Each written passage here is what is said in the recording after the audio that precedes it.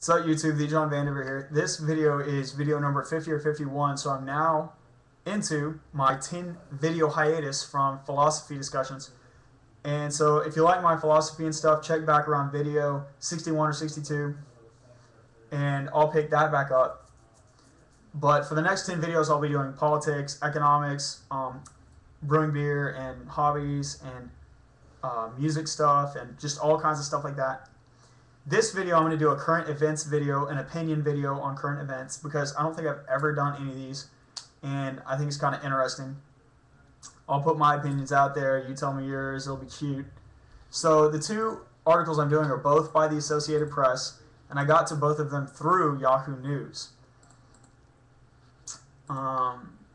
So one of them is that Washington governor wants DEA to reclassify marijuana, and the other is the Senate backs military custody of terror suspects. So these are both controversial, right? And I like to put out my opinion on controversial stuff because it's fun.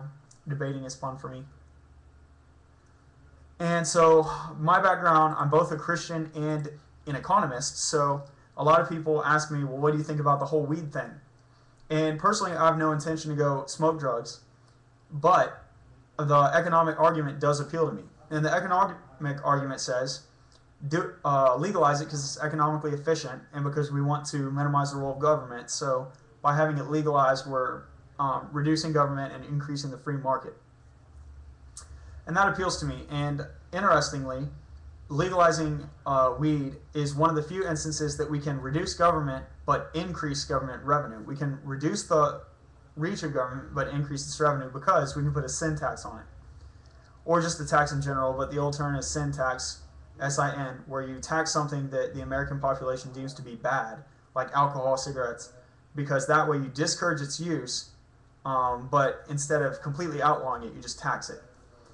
And I think this would be a good way to reduce crime, because they're going to get the drugs anyway, and they're going to do it illegal ways. You reduce crime, you reduce what all the police are focusing on, so you can focus on important stuff, hopefully not speeding tickets. And you get that tax revenue, pay down the deficit, that's all great. Also, there's legit potential for marijuana to be used medicinally. Now, I'm not going to make this argument because I don't know a lot about it, but apparently it can help people who are in extreme physical pain, or it can even help with cancer. And this is the final reason that I'm in favor of legalizing it. Besides the fact that people want to, it's economically efficient, and it has possible medical purposes. The final reason is that I think Americans need to be consistent in our ideology. Now, we can have whatever ideology we want as a nation, that's fine, but I think we need to be consistent. And the fact of the matter is, alcohol is way more lethal than weed. So I find this to be inconsistent. And also, the fact that the states are essentially legalizing use of marijuana, and right now under Obama, criminalization of marijuana is being minimized in states where it's legal for medicinal uses. So in other words, he's basically not enforcing the laws on the books. So why do we have the laws? That's what I'm saying. There's an inconsistency there. There's a law and it's not being enforced. Either we need to start enforcing it or we need to get rid of it, because that's an inconsistency. And so that's my argument for legalizing weed. And this, I'll post the links, of course, in the description. And if I don't really care who these guys are, but if you do, one's the Washington governor, one's the Rhode Island governor. There's a former head of the FBI and several attorneys. Anyway, so let's go over to the other article. This is Senate backs military custody of terror suspects. Here's another controversial issue. There's the debate between Ron Paul and Newt Gingrich. Newt Gingrich says there's a fine line between criminal law and war law. Ron Paul says no. It's basically a continuum. There's misdemeanors, felonies, impeachable offenses by the president, collective things like a rebellion, war. And it's all just this continuum, and it's all bad behavior, but there's no fine line. It just grows from not really that big a deal to a huge deal. And so this is the opposing view. And someone like Newt Gingrich says, leave the criminals alone, but when it comes to war, we need every tool in the shed to use it and maximize our ability. And Ron Paul says, no, we need to kind of change everything up. I'm not sure on all the details that he wants to do it, but I know he wants to cut defense budget, and I think he wants to redo some of the intelligence agency stuff. And what I would do is I would create a monolithic structure with Department of Defense, policemen, the intelligence agencies. I would combine them all. That would be a lot more efficient for, they would know what they're doing. And also, they could kind of tailor, they could, for example, if there's a terrorist, you could have a special military unit go handle him, or policemen go handle him, and you could actually combine the police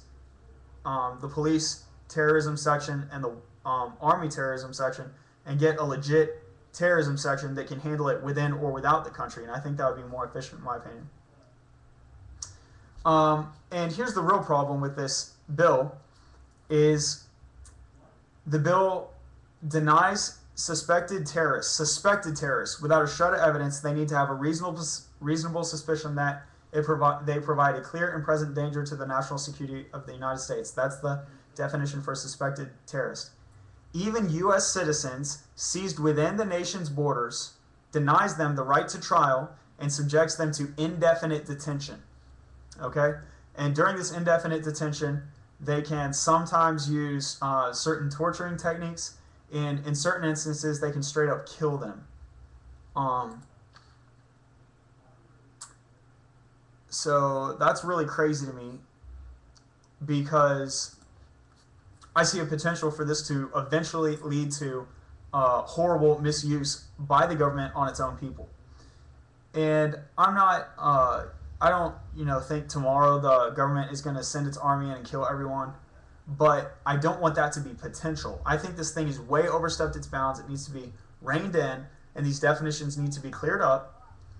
And what they're doing is they're trying to wrestle with the reality of this fourth generation war, in which we have people in our own country, homegrown terrorists, that it's not a war of where you're from. It's not nations. It's not principalities. It's ideologies now. And it could be my cousin that reads the wrong book and goes crazy and wants to kill everybody. So should my cousin, who's a United States citizen, lives here, all his life, born and raised here, should he be treated as a foreigner from World War II that was a Nazi in Germany and they can just kill him? I don't think so. This is opinion, but I think he should be treated as a United States citizen. And a crazy one that wants to kill people, but murder here in the U.S. is a crime. Treat it like a crime, and that's my opinion. Now, if they're coming from outside the U.S., that's different, and I see how it could possibly. I see how it could be considered a war. But even that, you're getting one people, two people, a couple organizations. You should have detectives in these organizations going around getting information, collecting information, making contacts.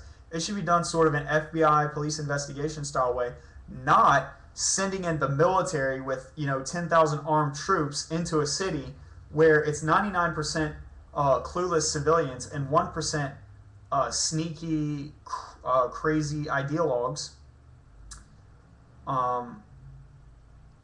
because you're going to inflict major casualties from innocents and stuff. And this happens all the time. And in fact, it will end up really straining foreign relations.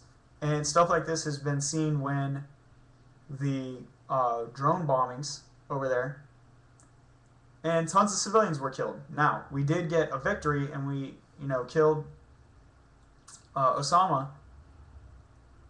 But anyway, I just think the so-called surgical strikes they're doing with these drones are not very surgical. And I think if you did a detective style, figured out where he's going to be and all this, and then a one-on-one assassination, I think that would be a lot more surgical than the so-called surgical strikes where they're flying unarmed drones, they're dropping bombs everywhere. I don't think that's very surgical, as they call it.